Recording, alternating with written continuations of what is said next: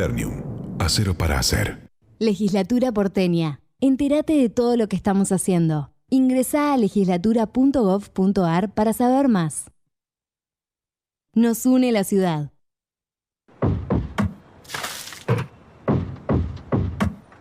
Vacía, limpia y cepilla los recipientes que acumulen agua. Sin agua estancada, prevenís el dengue. Más recomendaciones en buenosaires.gov.ar/dengue. Buenos Aires Ciudad. Vamos por más.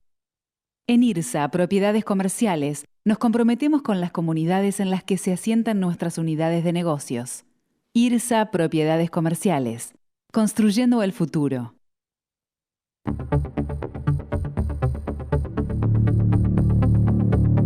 Hola, bienvenidos a este primer programa, esta primera emisión del Economista TV de 2025. El primer invitado de nuestro ciclo es Ricardo López Murphy, diputado nacional, al que lo primero que te quiero preguntar, Ricardo, es ¿por qué dejaste Encuentro Federal, renunciaste al bloque que preside Miguel Ángel Pichetto la semana pasada? En realidad ahí no hubo ninguna diferencia interna, ningún roce, al revés, me llevo muy bien con todos. Ese bloque había surgido como un residual de Junto por el Cambio, es decir, cuando se produce en diciembre la ruptura de Junto por el Cambio, hay un bloque radical, un bloque del PRO y un bloque que agrupó a todos los que integramos ese bloque y no teníamos alguna formación política tan importante o tan grande, y incorporamos otros grupos que estaban también aislados en la Cámara. Tú lo sabes bien, según el peso del bloque es el rol que cumplís en las comisiones. El reparto de las comisiones. Eso nos permitía ejercer un peso importante en las comisiones y en la propia labor parlamentaria, y eso estuvo bien.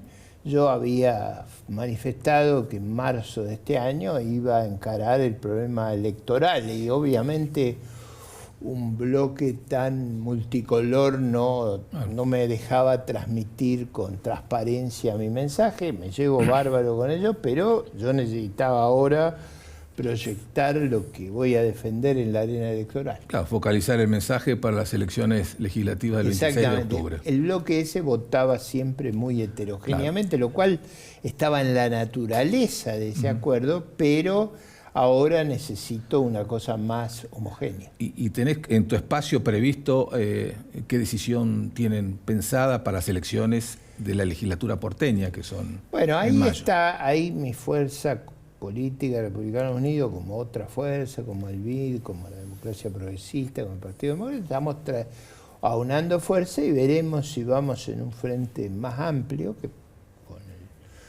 con la fuerza que gobierna la ciudad, o si vamos en una coalición más pequeña. Es un tema que está en discusión todavía. Bueno, se va a definir en los próximos días. Vamos, sí, además no hay mucho más tiempo, estamos justo una semana más de que se oficialicen las alianzas. A mí me hubiera gustado que eso se resolviera mucho tiempo atrás, pero eso no está bajo mi control. Sí hemos preparado todos para poder ir en una coalición más reducida si eso es necesario. Bueno, Ricardo, vayamos al trabajo parlamentario. ¿Cuál es tu opinión sobre este decreto de necesidad de urgencia que presentó el gobierno referido a la negociación con el fondo? En realidad, Yo en general, a mí no me gustan los DNU. Yo digo como un principio, mi primer proyecto fue derogar la ley de DNU en los términos que la había formulado Cristina Fernández de Kirchner, porque de ahí vienen todos los problemas que tenemos. Eso lo hice en diciembre del 21. Nunca logré el apoyo suficiente, muchas veces por temor a la pérdida de gobernabilidad que tienen muchos miembros del Congreso. Pero digo, en principio no, si el Congreso está en actividad, no me parece bien que se usen de nuevo. Segundo, yo no percibo esa urgencia, el gobierno no exhibe. En el discurso del 1 de marzo el presidente al revés exhibió una... Yo no creo que responda a la realidad, pero era exuberante el discurso. En tercer lugar, el marco legal vigente implica que ambas cámaras, digamos, hagan como en los acuerdos internacionales, por sí o por no aprueben. ¿Cuál es la lógica de eso? Yo creo que obedece a tres razones. Una, el fracaso del programa del 18, que en opinión del Fondo, en uno de sus documentos críticos, decía que no había habido suficiente consenso en el Congreso argentino. Dos, creo que el ministro Guzmán en su momento buscó tener la cobertura de una ley del Congreso. Y tercero, el gobierno anterior estaba muy fraccionado y una forma de unificarse fue someter al arreglo parlamentario el acuerdo. Ahora, cualquiera sea la razón, ese es el marco legal vigente y yo creo que lo tenemos que respetar. Y todavía es más delicado porque no tenemos presupuesto, porque antes, en el pasado, los gobiernos establecían el presupuesto y la ley de administración financiera establecía que podían hacer operaciones con los multilaterales sin ir a buscar el aval del Congreso, pero había presupuesto. Ahora hace 2 años que no hay presupuesto. Y está el marco legal vigente, que es el que hay que usar y respetar. Sí, ahora, en la ocasión anterior en que se trató, el gobierno de Alberto Fernández envió el acuerdo con el fondo al Congreso. Vos fuiste uno de los diputados que votaste en contra de ese acuerdo. Así es. ¿Cómo te ubicás ahora frente a esta situación? En ese momento, ¿por qué voté en contra? Porque todo el programa era correr la arruga para el gobierno que venía. O sea, descargaba todo el proceso de corrección en el gobierno que asumía en diciembre del 23. Yo no estaba de acuerdo con eso. Más aún participé con una enorme actividad en la discusión, tanto es así que hasta corregí la carta de intención. Claro. Pero digo, esa fue la razón de mi oposición. Es verdad, también para ser totalmente franco en las circunstancias, la pregunta ¿qué hubiera hecho si mi voto hubiera sido el decisivo? Porque eso también hay que preguntárselo si quiero ser realista. La lógica del acuerdo ese, ¿cuál era? Era lo que vence en el 22 y 23 lo tiramos 14 años para adelante. Y eso yo entendía que era razonable. El problema era cómo se componía el programa. Bueno, hubieras tenido tu momento Cobos, pero no lo tuviste. No, bueno, es que no, digo porque hay gente que ha dicho que yo voté usando la tranquilidad de que no igual era voto que de todas formas explico el motivo para entender, pero yo digo, mis intervenciones en la Comisión de Presupuesto y Hacienda, como la intervención en el recinto, fueron muchas, y es muy claro cuál fue mi posición. Recién decías que en el discurso del presidente en la apertura de sesiones ordinarias del Congreso viste una actitud exuberante. Bueno, da la sensación que no compartís esa descripción de la situación económica del país. A ver, yo creo que hay muchos problemas. Para mí, tenemos un problema muy serio en materia de reservas internacionales, o sea, tenemos reservas negativas, es una situación muy anormal. En segundo lugar, yo creo que la estrategia que se ha seguido de no reponer las reservas ha bajado artificialmente la demanda de dólares y eso ha apreciado el tipo de cambio. Entonces yo creo que esa apreciación del tipo de cambio no es conducente a lo que me parece a mí que es el baremo con el cual tenemos que medir el éxito, que es cómo nos va con las exportaciones, cómo nos va con el empleo y cómo nos va con las inversiones. Y yo percibo que estas reglas de juego no son conducentes a un crecimiento muy fuerte de las exportaciones, ni del empleo formal, ni de la inversión. ¿Cómo se sale de esa situación de, bueno, que muchos economistas plantean de atraso cambiario que tiene, bueno, como decís, su efecto sobre la inversión, las exportaciones y el empleo? Una de esas cosas es que ese atraso se produce, porque hay o apreciación, se produce en un contexto del sistema más regulado de nuestra vida. Nosotros tenemos un control de cambio y de capitales como nunca tuvimos antes. Entonces, ese control tiende artificialmente a generar una apreciación. Si nosotros liberáramos el tipo de cambio, sería más alto. Si nosotros normalizáramos la reserva, el tipo de cambio sería más alto. A mí me parece que tenemos un tipo de cambio que está deprimido no porque sean fuerzas económicas normales, sino está deprimido por la combinación de controles de cambio y del mercado de capitales y por, digamos, una expansión muy fuerte del crédito interno que la base monetaria el año pasado creció 230%. Las reservas siguen tan negativas como cuando asumieron.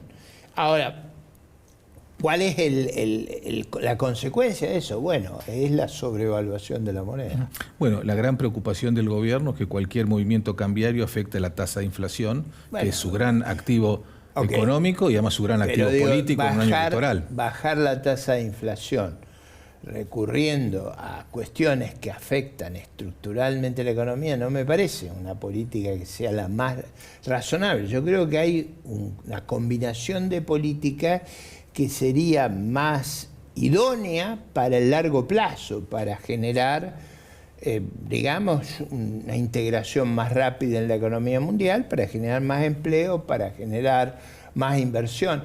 Ninguno de los países que nos rodean tiene un régimen de control cambiario y de movimiento de capitales como tenemos nosotros.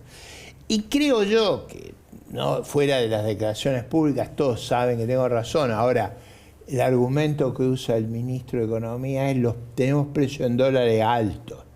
Bueno, es lo mismo que decir que el tipo de cambio está apreciado. Hay que bajar los precios.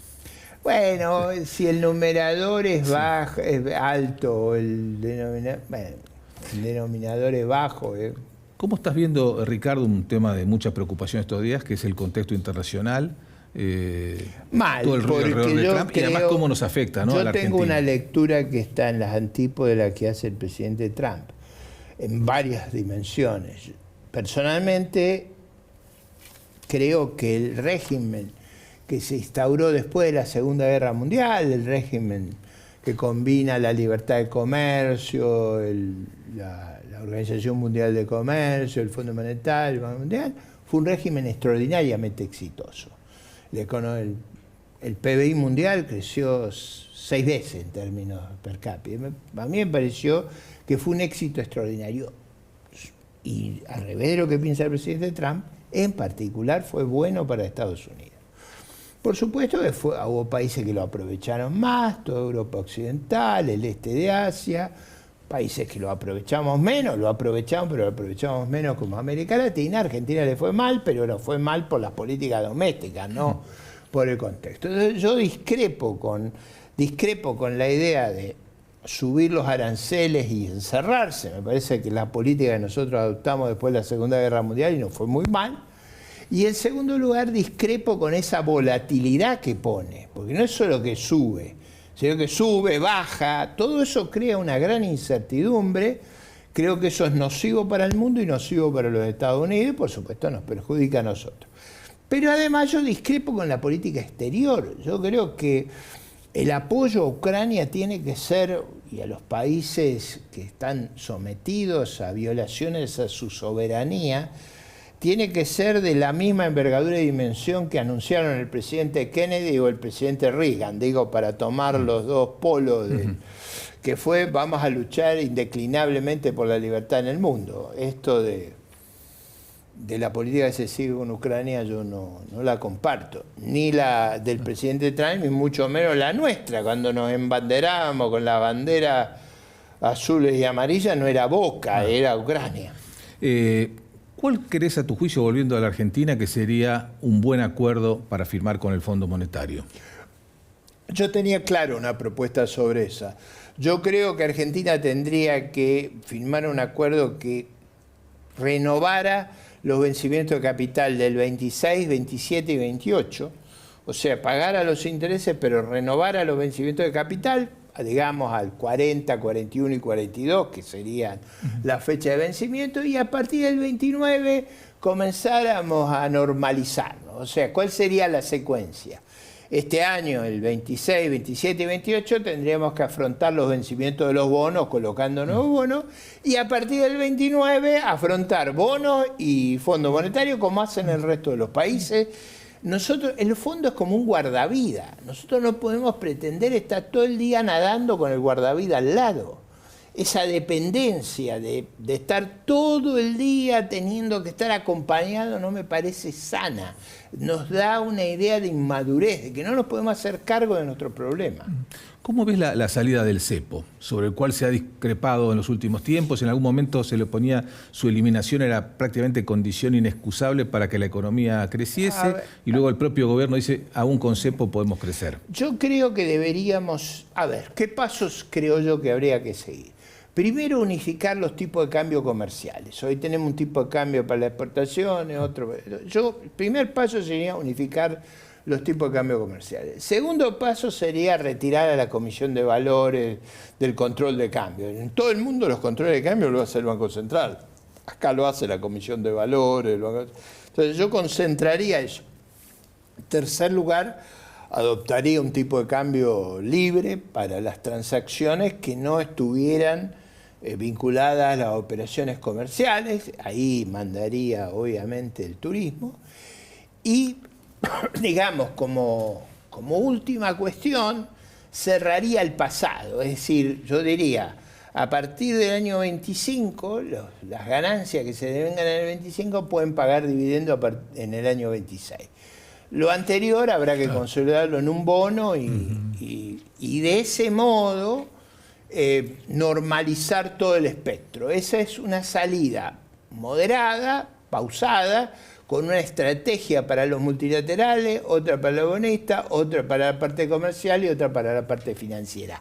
Ese esquema yo creo que es mucho más atractivo que lo que estamos haciendo. ¿Tuviste oportunidad de contarles este esquema a los funcionarios del equipo económico? ¿Te llamaron? ¿Hablas con ellos? No, he hablado con algunos de ellos. Es verdad que lo he expuesto públicamente en varias oportunidades. O sea, yo como lo hago acá, o sea, es muy, muy claro. Eso va a liberar, va a simplificar, va a unificar los tipos de cambio comerciales, va a buscar una solución a los mercados de capitales, va a buscar una solución al pasado y generar una señal. Nosotros necesitamos saber cuál es el verdadero tipo de cambio, porque hoy salió un artículo en La Nación de un economista que dice, ¿cuál es el verdadero? Nadie sabe. Ahora, en general tampoco el gobierno. O sea, la única forma que uno sabe si un tipo de cambio es sostenible es en el mercado.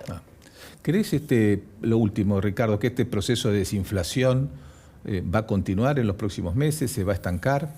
A ver, si Argentina sigue la idea de no tener más déficit en sus cuentas públicas, el proceso inflacionario la inflación es básicamente un fenómeno monetario con raíz fiscal. ¿Cuál es la raíz fiscal? Es un impuesto. Si nosotros no tenemos déficit, el impuesto va a terminar de dejar de ser necesario, y yo creo que eso inexorablemente vamos a converger a tasa de inflación más baja. Ahora, eso hay que hacerlo de una manera que esté coordinada con medidas que permitan movilizar las energías del país en una dirección apropiada. ¿Ves poco en ese sentido a nivel de la inversión? ¿No te satisface el nivel en el que está? Bueno, me parece la generación de empleo, como dijiste antes. Un testeo de esto es bastante fácil. Las empresas argentinas están comprando inversiones extranjeras. No es al revés. Claro. O sea, en general lo que uno esperaría es que si fuéramos muy exitosos tener un flujo de inversiones muy grande. Lo que yo noto, no es que me disgusta que las empresas argentinas hagan buenos negocios comprando inversiones extranjeras, pero en los hechos estamos comprando inversiones extranjeras. Muy bien, Ricardo López Murphy, muchas gracias por estar por el programa. Gracias a ti. Ahora hacemos un corte, enseguida volvemos.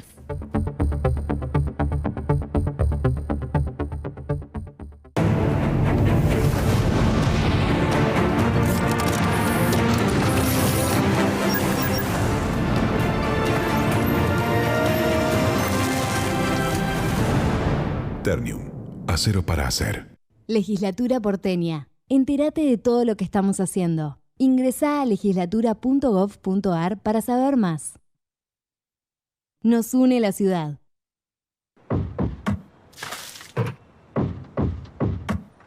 Vacía, limpia y cepilla los recipientes que acumulen agua. Sin agua estancada, prevenís el dengue. Más recomendaciones en buenosaires.gov.ar/dengue. Buenos Aires Ciudad. Vamos por más. En IRSA, Propiedades Comerciales, nos comprometemos con las comunidades en las que se asientan nuestras unidades de negocios. IRSA Propiedades Comerciales. Construyendo el futuro.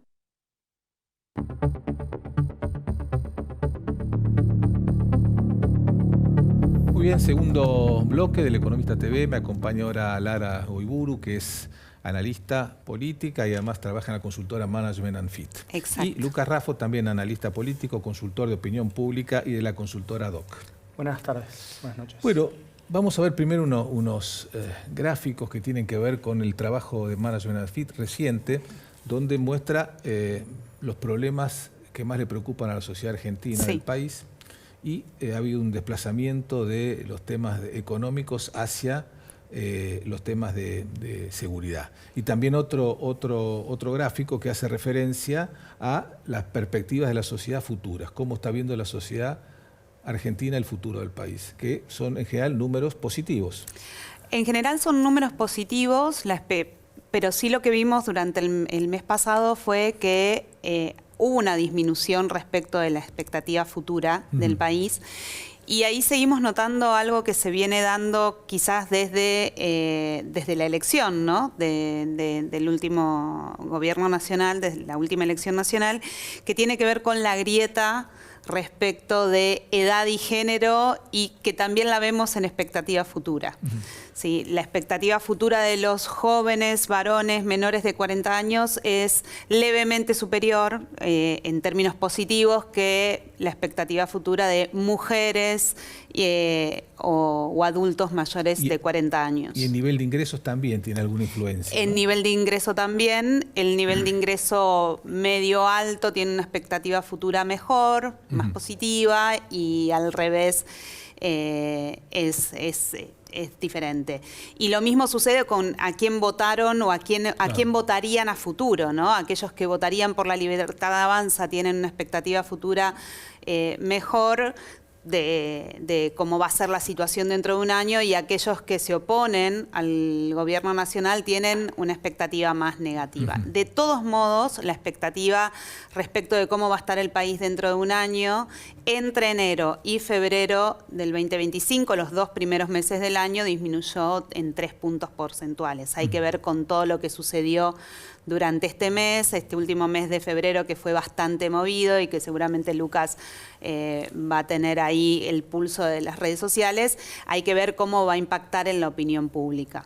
Bueno, de todas maneras, sociedades más optimistas tienden a votar por el oficialismo, siempre.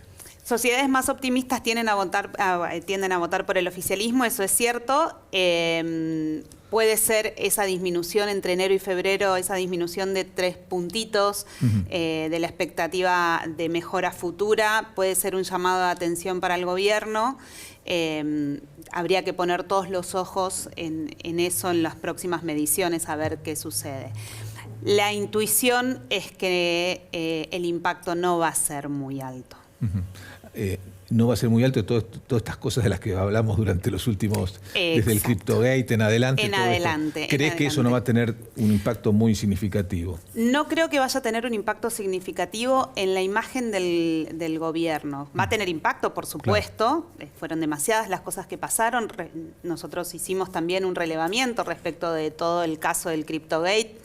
Y la asignación de responsabilidad respecto de lo que sucedió en su mayoría era al presidente de la Nación, y la mayor parte de la población entendía que el presidente de la Nación no debería haber promovido una meme coin. Así que seguramente habrá alguna disminución respecto del optimismo sobre el futuro o sobre la imagen del presidente, pero probablemente dentro de los márgenes de error. Bueno, además también seguramente en estas diferencias que vos marcabas recién también influye el factor regional. Muchísimo, muchísimo. La imagen del presidente de la Nación en nuestras mediciones, tanto las que hacemos en Provincia de Buenos Aires como a nivel nacional, la imagen del presidente de la Nación y la imagen positiva sobre la gestión siempre es mucho más alta. A mí me gusta decir de la Ruta 6 hacia el interior del país que en el AMBA, y fundamentalmente en el AMBA. En el AMBA la expectativa de futuro, la imagen del presidente, la imagen de la gestión siempre es levemente más baja que en el resto del país, donde sigue siendo... Así fue el comportamiento electoral también en la elección última, donde los peores resultados del presidente fueron en el AMBA, ¿no? Fueron en el AMBA. Bueno, también hay otro gráfico de Management and Fit, de la última encuesta nacional, que muestra cómo el tema seguridad casi equipara al tema económico en cuanto a la preocupación de la gente. Sí, sí, eso es interesante porque la inseguridad se está volviendo un problema importante para la mayor parte de la población y está alcanzando los niveles de preocupación que tiene o que tenía la inflación. La inflación venía siendo siempre el primer problema en la Argentina, la primer preocupación de las y los argentinos.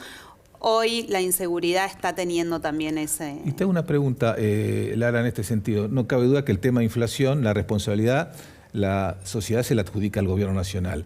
¿A quién le adjudica, a quién hace responsable de los problemas de inseguridad?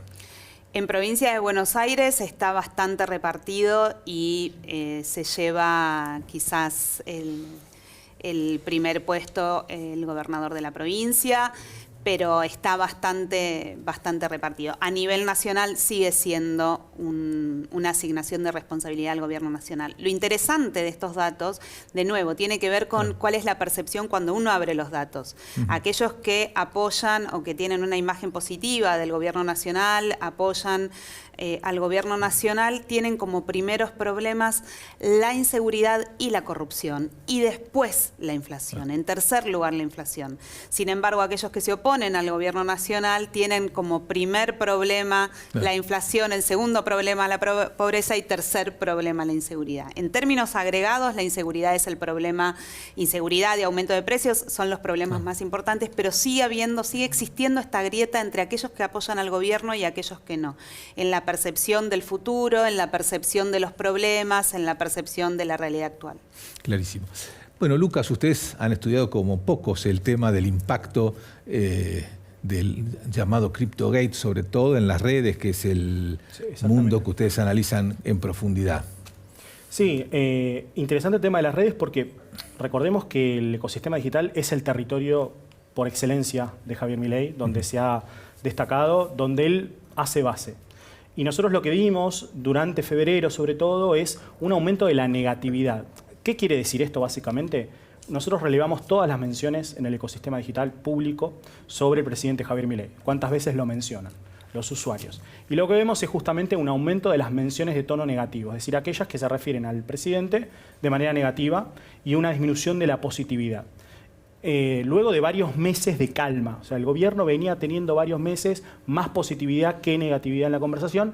Desde Davos, pero sobre todo desde el CryptoGate, esto se dio vuelta, básicamente. ¿A qué refiere o a qué hace referencia? Bueno, el gobierno empieza a perder encuadres, empieza a perder la discusión pública. ¿Se traslada esto a las encuestas? Bueno, esa es una pregunta que hay que hacer porque no podemos equiparar lo que dicen las redes con el estado de la opinión pública. Pero sí son una toma de temperatura un poco más inmediata, donde justamente también de lo que depende es qué se está hablando en agenda, ¿no? Y lo que vemos un poco es eso, ha perdido el encuadre, ha perdido la batalla en digital, ha tenido problemas para imponer su visión o su discurso sobre este tema, sobre todo, pero por lo que veníamos comentando, bueno, hay que esperar a ver si esto se cristaliza en opinión pública, que ahí es donde puede haber un real daño también al gobierno de Milei. De todas formas, lo colocó por primera vez desde que asumió una situación defensiva con este tema, ¿no? Exactamente. En primer lugar, no solo defensiva, sino que vos, después del CryptoGate, las siguientes 24 horas había silencio. Es la primera vez que vos tuviste un gobierno aturdido en la opinión pública, sin capacidad de respuesta. Eso no había pasado. En conflicto universitario lo que le había pasado es un encuadre negativo que se impuso, pero un gobierno que había logrado salir a la cancha contraatacando en términos futboleros y lograr incorporar un encuadre luego que era el famoso no que estamos en contra de las universidades, las queremos auditar. Ahora, con el CryptoGate esto no ha pasado. Y en realidad es una serie de errores que viene teniendo el gobierno en materia discursiva desde Davos. Con el discurso de Davos fue la primera vez que nosotros vimos mayor negatividad en Javier Milei. Y eso se empezó a sostener a partir de, efectivamente, el CryptoGate como el suceso de febrero. En una semana, el presidente tuvo la mitad de todas las menciones que tiene en todo el mes. Eso es un dato también importante para aclarar. Yendo ahora al escenario electoral de este año, el análisis político tradicional de las elecciones de medio término es que, en definitiva, la mayoría de la sociedad o castiga o premia al gobierno en función de los resultados, básicamente naturaleza económica. ¿Va a ser así también este año, según ustedes, o también eso cambió, es una nueva dinámica política en la Argentina y habrá otros temas para considerar y definir el voto por parte de la sociedad? En lo que vemos en intención de votos, el gobierno sigue liderando la intención de voto, y en segundo lugar el filoperonismo, kirchnerismo, Unión por la Patria, que eso es un dato también. Está tan abierta la oposición que el gobierno sigue, y La Libertad Avanza se ha convertido en un sello identificatorio de una posición, y sigue liderando por ahora la intención de voto. Hay que ver qué sucede, pero hace un ratito lo comentabas con el doctor López Murphy, en breve están los cierres de listas, Claro. Ya no queda demasiado tiempo para consolidar una oferta opositora electoral, con lo cual en ese escenario es probable que el gobierno tenga buenos resultados. Y el factor, le pregunto también a Lucas, el factor económico, como ha sido históricamente desde las elecciones de 1985, para irnos bien atrás, ¿va a seguir siendo el determinante el comportamiento electoral, o han aparecido nuevos elementos que tienen que ver con la llamada batalla cultural? Yo le daría a la economía el lugar preponderante por causa estructural, porque también es lo que impacta en la vida cotidiana.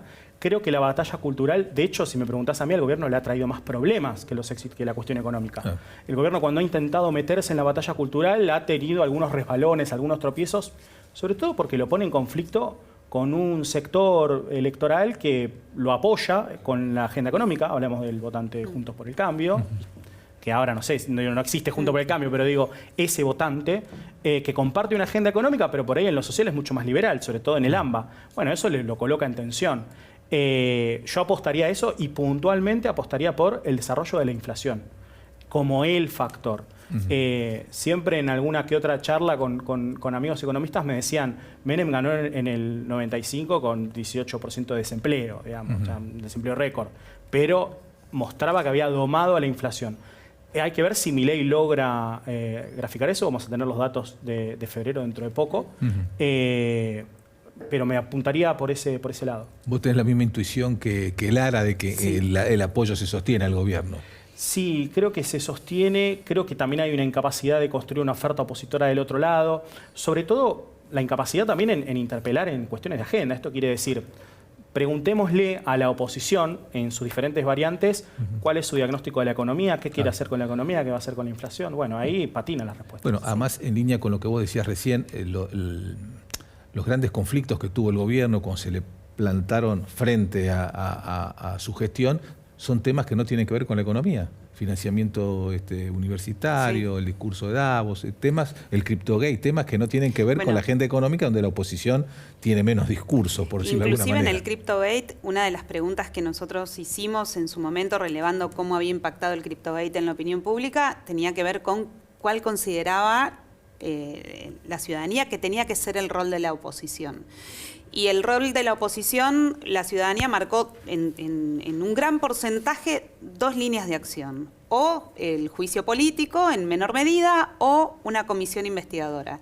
Y la oposición no pudo dar respuesta, no pudo estructurar ninguna de las dos cosas. Bueno, va a intentarlo esta semana, hay una sesión en diputados el miércoles. En el corto plazo no pudo, claro. Y eso es un dato importante, porque frente a la inacción de la oposición, el gobierno puede mostrar su número de inflación, que sigue siendo de un solo dígito, y para la Argentina eso en los últimos años, bueno, sigue siendo el primer problema en el conjunto, ¿no? Y un factor que además sumo también es, más allá del rumbo y del nivel de acuerdo que podamos tener con ese rumbo, hay algo que creo que es indiscutible en el gobierno, y es su capacidad de voluntad política, es decir, de ir a fondo con las cuestiones. Recordemos que venimos de 4 años del gobierno de Alberto Fernández que hacía de la no decisión casi una marca de identidad. Eso yo creo que habría que ver, digo, en los estudios de opinión de vuelta, pero me da la impresión de que eso es valorado en términos de que, bueno, quizás el rumbo no me gusta, pero por lo menos hay un rumbo, y lo que uno ve en el campamento opositor es caos, confusión e incapacidad justamente de ir a fondo con una propuesta. De hecho, lo que vos ves estéticamente en la oposición es un intento de copiar al oficialismo en las formas. Pero no hay un programa alternativo. Esto también lo digo cuando vos analizás las redes sociales. Claro, ¿ustedes ven que la sociedad está abierta a escuchar a la oposición o para escuchar a la oposición, para prestarle atención a sus propuestas alternativas, requiere por lo menos cierto deterioro del gobierno? Mientras la imagen del gobierno sea razonablemente buena, la gente le dedica poco tiempo a escuchar lo que dicen los opositores. Sí, creo que ahí coincido con Lucas. Mientras se siga copiando el estilo, no van a tener demasiado éxito. La sociedad, hay un porcentaje de la sociedad que muestra, bueno, estos 3 puntos que subió el pesimismo respecto del futuro, que es poco porque no es significativo, pero se mueve. Ese movimiento está, pero no hay oferta. Y cuando hay oferta, la oferta es similar al oficialismo, con una capacidad de decisión o una capacidad de acción muy baja respecto de, bueno, ¿qué le pedimos? Que una comisión investigadora, un juicio político, no sucede nada. Entonces, frente a eso, el camino certero, aunque no me guste, lo que me va a decir que el día de mañana va a ser igual al de hoy y va a ser igual al de ayer, es el gobierno. Malo o bueno, pero es el gobierno. ¿Cómo evalúan ustedes esta estrategia de La Libertad Avanza de, por lo menos en las primeras elecciones más importantes de este año, concurrir sola, como una fuerza política sin alianzas? Tenemos la elección de la Ciudad de Buenos Aires, que todo indica, el 18 de mayo, que todo indicaría que La Libertad Avanza va a competir sola. Por otro lado, también en abril hay elecciones en Santa Fe, que son primarias y de constituyentes, pero también La Libertad Avanza va sola. ¿Creen que hay mucho riesgo en eso? ¿Qué creen a qué está apostando con esa decisión? Viendo los números, como te decía, La Libertad Avanza como sello sigue teniendo hoy la mayor intención de voto. Tanto en la Ciudad de Buenos Aires, creen ustedes, como en Santa Fe, que son las 2 primeras elecciones más relevantes que tenemos, ¿no? Sí, también está Jujuy el 11 de mayo, donde también uno ve fortaleza en el sello de La Libertad Avanza. Creo que también hay otra cuestión más política, que me parece que es los dolores de cabeza que ha tenido el gobierno en la disciplina parlamentaria. Y me parece que también el ir solos, hay una apuesta, me parece ahí, de querer por lo menos decir, bueno, con los soldados que gane, que además que, recordemos que La Libertad Avanza pone en juego 2 bancas. Sí, no es... o sea, todo lo que saque es ganancia. Crecimiento. Que sean míos. Claro. Que no me salga ningún martes 13, no me salga ningún Paul Troni en el Senado, ninguna Arrieta en diputados, digamos, ninguna sorpresa. Sí. ¿Y creen que eso puede influir en el estado de opinión pública? En el 2003 no influyó, 2023, porque en las elecciones provinciales La Libertad Avanza tuvo un desempeño muy malo y sin embargo después Milei gana la elección nacional, la elección presidencial. ¿Creen que esta oportunidad, estas elecciones locales pueden tener alguna influencia en el estado de ánimo del electorado? ¿En qué sentido influencian? No, bueno, generar una corriente ganadora a partir de resultados muy, muy positivos o resultados negativos en Ciudad de Buenos Aires, en Jujuy, en La Cava, en Misiones también se va a votar antes, pueden crear un clima adverso al gobierno. Creo que, de nuevo, ¿no? Si vamos viendo, no sabemos porque nadie puede predecir un cisne negro, pero mientras la economía, que es lo más valorado por la opinión pública hoy, el manejo de la economía, sobre todo el número de inflación, siga siendo estable, por eso el gobierno se juega tanto también a mantener ese número, el acuerdo con el FMI, porque ahí está su mayor fortaleza. Mientras eso se mantenga, resultados malos tienen que ser muy malos, realmente muy malos, diferencias muy importantes, diferencias electorales muy importantes, para que sea un golpe para la opinión pública. Y de nuevo, estas son elecciones, siempre decimos, politólogas siempre decimos lo mismo, un resultado provincial no te predice el resultado nacional. Sí, además son 24 elecciones diferentes, cada provincia tiene su sistema de partidos, su lógica política, que son bien diferentes. Ahora, sí, creo igualmente que lo que habría que ver ahí es el nivel de intervención que va a querer tener el gobierno nacional en esas campañas. Por ejemplo, me jugaría a que en Cava va a tener una intervención mucho más fuerte, también por la centralidad del distrito y porque está el centro del país prácticamente en términos económicos, financieros y mediáticos, pero hay que ver qué nivel de intervención tiene ahí. Digo, quizás una derrota en Jujuy no pasa nada, quizás una derrota en Cava, bueno, la lupa se empieza a poner ahí porque hay que ver qué tan fuerte jugó. Digo, el gobierno nacional tomó decisiones fuertes respecto de Cava, muchos ministros jugando en la agenda municipalizada de la ciudad. Entonces hay que ver ahí eso para después medir, bueno, qué tanto le impacta o no a esta atributo de ganabilidad que le podemos construir de cara a octubre. Para terminar, ¿cómo ven ustedes las políticas de alianzas que se están desarrollando en distintas provincias que no son coincidentes, ¿no? Digo, da toda la sensación que en Cava, obviamente, la Libertad Avanza y el PRO van a competir. En la provincia de Buenos Aires, los principales dirigentes del PRO hacen lo imposible por confluir con la Libertad Avanza. Lo mismo ocurre en Mendoza, donde obviamente el gobernador radical quiere una alianza con la Libertad Avanza, que es impensable en otros lugares del país. ¿Cómo ven ustedes que se va a definir ese panorama de las alianzas? Bueno, esos deseos que vos decías en provincia de Buenos Aires, en otras provincias, esos deseos del PRO de confluir con la Libertad Avanza para las elecciones nacionales, se basan en lo que dicen los números, lo que dicen las encuestas también. Cuando vamos a preguntar cómo ve la ciudadanía una posible alianza entre el PRO y la Libertad Avanza, en su mayoría la ciudadanía lo ve de manera positiva. Entonces hay desde el PRO y cuando se pregunta por la imagen de los sellos propios, solos, de manera individual, el PRO está muy abajo. Entonces, en esas provincias es una estrategia de supervivencia del sello. El sello yendo solo tiene menor intención de voto, o sea, el PRO yendo solo tiene menor intención de voto que yendo en alianza con la Libertad Avanza, y la sociedad en su mayoría lo ve positivamente esa alianza. Coincido, y además también tiene que ver con, bueno, en el caso del PRO de la Libertad Avanza, en la ciudad probablemente sea uno de los pocos lugares, o quizás el único, donde la tensión por ir juntos, digo, no es muy fuerte, también porque entendamos que es el territorio de nacimiento del PRO, ¿no? Si tuviese que pensar al PRO como una mancha amarilla entre el 2015 y el 2023, te diría, bueno, se fue expandiendo y ahora se está retirando. Claro. Y donde se retira queda en el único lugar. Si vos pactás una alianza electoral desde un lugar de debilidad en la ciudad de Buenos Aires, bueno, ¿qué le queda al resto, no? Y eso pasa con los territorios también donde el radicalismo gobierna. Claro. Corrientes, Mendoza, Jujuy, bueno, ¿qué pasa con eso, no? También. Bueno, más los resultados de la capital en las elecciones de legisladores locales van a ser determinantes para eventualmente definir una alianza para la elección nacional. Bueno, va a estar claro qué tiene cada uno. Exactamente. Creo que la elección nacional se va a empezar a pensar una vez que pase la elección de Cava. O sea. Muy bien. Lara, Lucas, los dos, muchísimas gracias por acompañar el programa de hoy. Muchas gracias. Voy a conversar en el último bloque con Martín Polo, que es jefe de estrategia de Cohen, Aliados Financieros.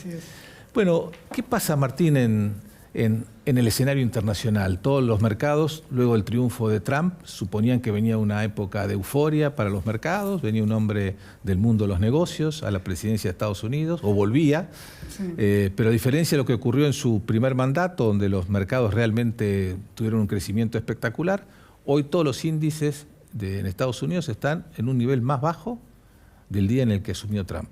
Sí, hay procesos que se van dando. Tampoco es que Trump arrancó el mercado siempre se va adelantando, siempre va tratando de adelantarse a los eventos. Podríamos decir cuándo el mercado le empieza a asignar a Trump, ¿no? Fue cuando tuvo el intento de atentado allá por julio del año pasado, fue cuando ganó las elecciones o fue cuando asumió, ¿no? Lo cierto es que hasta que asumió Trump, la economía americana venía la verdad venía muy bien, venía creciendo por encima de las expectativas, bajando la inflación. Eso lo que generaba era cierta tensión en cuanto a las tasas de interés, en cuanto a que el mercado quiere todo, ¿no? Quiere que la economía crezca, que no haya inflación y que las tasas de interés sean bajas. Así que en ese proceso había cierta tensión, pero con fundamentos de las empresas muy buenos. Por eso teníamos que el S&P o todos los índices americanos venían de alcanzar nuevos récords, ¿no? Y ni siquiera eran 3 años consecutivos de superar récord tras récord. Creo que el año pasado, si no me equivoco, creo que en casi todas las semanas batían nuevos récords. O sea, fue un camino lineal. Entonces, en ese contexto ya había cierta sensación de cierta fatiga. Trump lo que generó por ahora es inestabilidad, es volatilidad e incertidumbre. Esto, cuando lo hablaban también con López Murphy, está. Es decir, lo único seguro es la volatilidad. Es lo único seguro estable. porque también es cierto que uno no sabe si esto lo usa como un arma de negociación, mirá que te pongo aranceles, o es una política en serio, porque todos sabemos que una política arancelaria del tamaño que le está diciendo no le soluciona el problema fiscal, no le soluciona ningún problema externo, ni tampoco un problema de empleo. Lo único que hace es este barullo que hay a nivel global, que no solo lo va a impactar a Estados Unidos, sino también lo va a impactar al resto del mundo, porque si bien Estados Unidos se puede complicar a sí mismo por el aumento de los aranceles, ¿qué le queda al resto del mundo en el cual sus exportaciones dependen mucho de Estados Unidos? Entonces, el panorama global es de pura tensión, inestabilidad e incertidumbre. Si vos me preguntás, a mí me parece lo que está pasando esta semana, este ajuste tan fuerte que están teniendo los mercados, tiene olorcito a exageración, ¿no? Es decir, no veo que Estados Unidos en el corto plazo vaya a una recesión porque tiene los mecanismos para frenar a tiempo, ¿no? Es decir, el pánico creo que va a disciplinar. Fíjate que Trump en ese sentido es una, si querés, es una hipótesis, ¿no? Si hacemos tal cual lo que dice Trump, si le asignamos al escenario un 25% de aranceles a México, 25% a Canadá, que dicho sea de paso también para contextualizar con Argentina, son países con los que tiene tratado de libre comercio. Así que fíjate qué nos puede quedar a nosotros si queremos tener un acuerdo de libre comercio con un país que tiene con esa impronta. Bien. Así que para poner cuidado en eso. Pero lo detiene, avanza, retrocede. El mercado ahora como que hay cierta fatiga. Hay veces que el mercado encuentra los catalizadores importantes como para justificar una corrección que venía muy lineal, y cada tanto tenés estos procesos de estabilización o de toma de ganancias, si querés. Bueno, de todas formas, había muchos rumores análisis que decían que no se podía descartar una recesión en Estados Unidos en el corto plazo, y a los mercados los sorprendió la respuesta de Trump a una entrevista el domingo en Fox, donde cuando se le pregunta si hay riesgo de recesión, él no negó rotundamente esa posibilidad. Dijo, bueno, no me gusta hacer ese tipo de pronósticos, dijo. Eso generó bastante preocupación en el mercado. Había preocupación porque los últimos datos, si vos preguntanos el dato que hoy sigue el mercado, que lo hemos seguido desde el arranque nosotros en Cohen, que hay un indicador que se llama el Nowcast de la Fed de Atlanta, que uno le pone impronta porque es una Fed que lo tiene. O sea, supuestamente ese representante de la Fed va a las reuniones de comité con eso encima, ¿no? Ese es su escenario. Y ese mostraba que, para que te des una idea, Juan, a fines de enero el modelo le daba un crecimiento del 3% para el primer trimestre. De nuevo, te pongo en contexto. Recordá que el año pasado la economía creció el doble de lo que se esperaba, ¿no? Entonces, cuando ponemos un poquito, suavizamos un poco, no tanto la espuma del último dato, es como que hay que ver un poquito más la película. Pero no escapando. Bueno, eso tiene que ver, perdón, Martín, también tiene que ver mucho con el discurso de Trump, ¿no? Que el gobierno anterior fue el peor gobierno de la historia, que la situación de la economía estadounidense era calamitosa, y sin embargo vos la comparas con cualquier otra economía desarrollada y su desempeño en los últimos años fue mucho mejor. Sí, la verdad, ahí yo no soy sociólogo para estudiar qué es lo que pasó en Estados Unidos, pero si vos me enterabas la administración de Biden por qué perdió, si querés, el único factor, el único, no por menospreciar, ¿no? Pero si vos lo que tenés, el crecimiento de todos los presidentes de Estados Unidos fue muy bueno. Decíamos, si hay una fortaleza que tiene la economía americana, que en los últimos 50, 70, 80 años, vos haces el promedio y te crece al 3%. O sea, eso lo que marca es una economía que se recupera rápido, ¿no? ¿Cuál es la diferencia que tuvo Biden respecto a Trump? Que era lo sucedió en su momento, tuvo más crecimiento, pero también fue el presidente que más inflación padeció. Y si querés, eso es lo que podemos entender que es lo que golpeó. Trump, ya cuando agarra la economía americana, ya ve una inflación del 2,5%, no es el 9% que tenía en en el 2002, ¿no? Pero sí tenía una agenda pendiente, si querés, que es la agenda fiscal, que es lo que Trump, yo veo como que está haciendo mucho lío donde no había problemas, o por lo menos los problemas eran mucho más conversables, que de hecho está conversando, digamos, más allá de la amenaza, con una impronta fiscal que lo pone a Trump a más con una motosierra, cuando el gasto que proponen recortar es de apenas una migaja para todo el trabajo que tienen que hacer. Entonces yo creo que, redondeándote la situación de Estados Unidos, es una situación tensa, incierta, eso se está colando en el mercado, y también el mercado empieza como hace siempre, cierta migración de activos, ¿no? Fíjate que le saca el pie a Estados Unidos, vamos a ponerlo entre comillas por ahora, y se lo da a Europa. Vos me decís, ¿qué pasa en Europa? Que, para que te des una idea, la bolsa en Europa en lo que va de este año subió un 20%. Que si es una economía de estancamiento secular, digamos, tenemos un polvorín político en todas las economías. Tuvimos el año pasado Francia, teníamos las elecciones en Alemania, que no se sabía qué iba a pasar. Bueno, fue un cuento de desenlace feliz, ¿no? Porque ahora el gobierno alemán tiene un fuerte estímulo fiscal. Para que te des una idea, Juan, la economía alemana en los últimos 3 años creció 0. ¿Cuánto creció la economía americana? 12%. ¿Cuánto creció Japón? Un 6%. ¿Cuánto creció Europa? Un 4%. Entonces, Alemania, que era ese motorcito que tenía Europa, empieza a despertarse. Si le sumás ahora ciertas expectativas que tiene el mercado, acaba de salir cierto cese de fuego en Ucrania, hay una linda historia para Europa. Entonces, a veces los planetas se van alineando para que tengamos estas particularidades en los mercados. ¿Y cómo están los planetas alineados o no para Argentina y para los mercados argentinos, los activos argentinos en esta etapa? Bueno, desde el plano internacional, obviamente toda esta incertidumbre nos golpea, pero no por lo que está pasando este año o esta última semana, sino por lo que viene pasando desde el año pasado. Por un lado es la debilidad del real, ¿no? El real, pensaba que hace un año estaba en 5 reales, hoy está en 6 reales. El precio de la soja y los commodities en general bajó, está por debajo del promedio histórico, incluso si lo hacemos en términos reales, mucho menor, digamos, no el promedio histórico, el promedio de los 4 años anteriores, ¿no? Entonces, esto al frente externo lo complica, ¿no?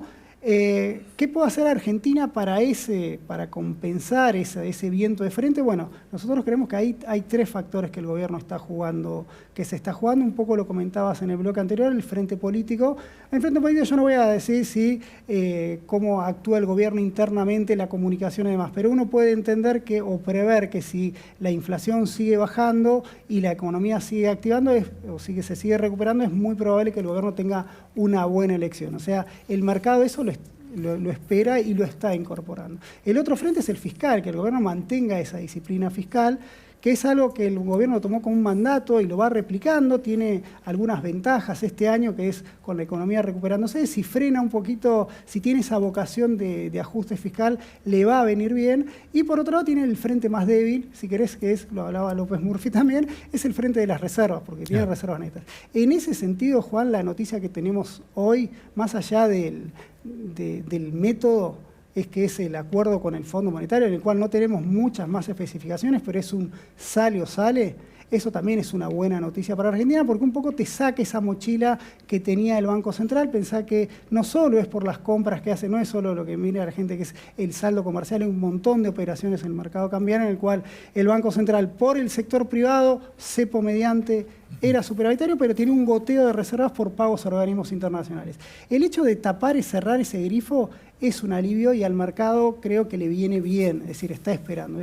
Por eso creemos que más allá de las fragilidades, el escenario base sigue siendo un riesgo país tratando de ir hacia los 400 puntos, a las elecciones, y se dan todos estos pasos, básicamente porque el Caputo tiene un mandato. El mandato es llegar a 400 puntos básicos y con eso salir al mercado y refinanciar, digamos, poder ir roloveando su deuda y no estar cortando clavos como estamos cada 6 meses. Es decir, vos le planteas un escenario favorable para los bonos argentinos en los próximos meses, ¿y las acciones lo mismo?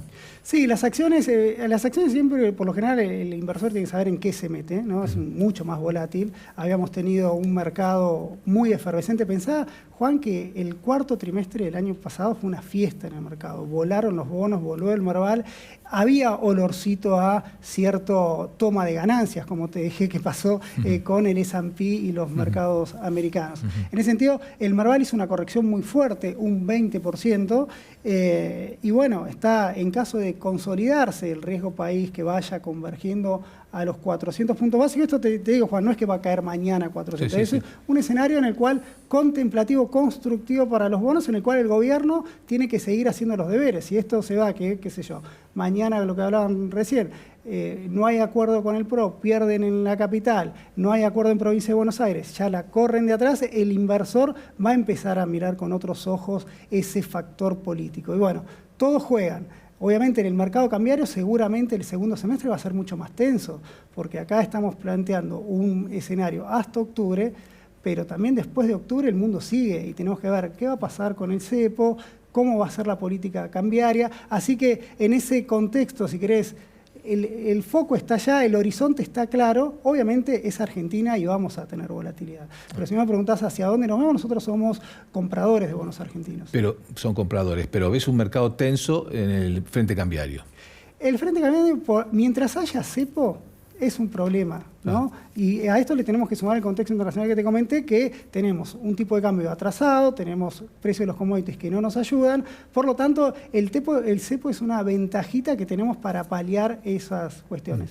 Si vos me preguntás, con lo que lo hablaban, ¿una devaluación hace derrapar el programa? Bueno, siempre es cuestión cómo se llega a esa devaluación, cómo se hace, pero si hoy mira los números, hoy Argentina hizo muchos deberes como para que la devaluación no sea disruptiva.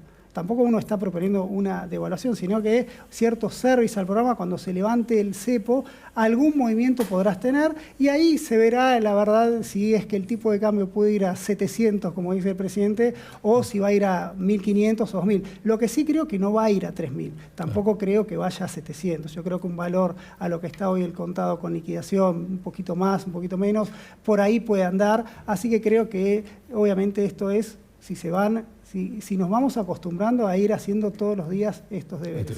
Muy bien, Martín Polo, muchísimas gracias por estar en el programa de hoy. Gracias por invitarme. Nosotros nos despedimos hasta el próximo programa.